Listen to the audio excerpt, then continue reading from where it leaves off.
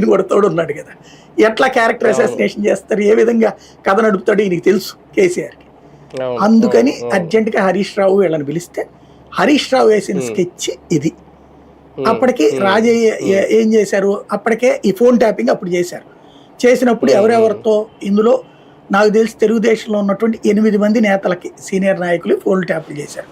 ఈ కథ నడిపిస్తున్న తెలంగాణ నాయకులు 4-5, ఇంక్లూడింగ్ చంద్రబాబు నాయుడు, వీళ్ళ ఫోన్ ట్యాపులు చేశారు. యాక్చువల్గా అందులో రేవంత్ రెడ్డి పాత్ర ఏమాత్రం లేదు.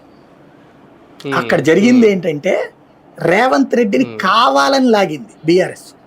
ఎట్లాగా అంటే నేను విన్నటువంటిది, నేను మాట్లాడిన దాన్ని బట్టి అప్పుడు రేవంత్ కూడా నాకు ఇంటర్వ్యూలో కూడా మొక్క చెప్పింది. యాక్చువల్గా అక్కడ పాయింట్ ఏంటంటే, అంటే అది ఆఫ్ ద రికార్డులో చెప్పింది వేరు, ఆన్ ద రికార్డు నేను నన్ను అన్యాయంగా ఇరికిచ్చారన్నటువంటిదే. తర్వాత నేను మిగతా నాయకులు కూడా ఇందులో ఉన్నటువంటి వాళ్ళతో మాట్లాడినప్పుడు, ఎందుకంటే కొన్ని ఆడియోలు కూడా ఇచ్చారు అప్పుడు మీడియాకి, ఆ టైంలో అందరితో మాట్లాడాక తెలిసిన నాకు ఫీడ్బ్యాక్ అర్థమైంది ఏంటంటే, వాస్తవంగా ఆ డబ్బులు ఎర్రబెల్లి దయాకర్రావు తీసుకెళ్ళి ఇవ్వాలి, సండ్ర వెంకట వీరయ్య కానీ ఎర్రబెల్లి కానీ.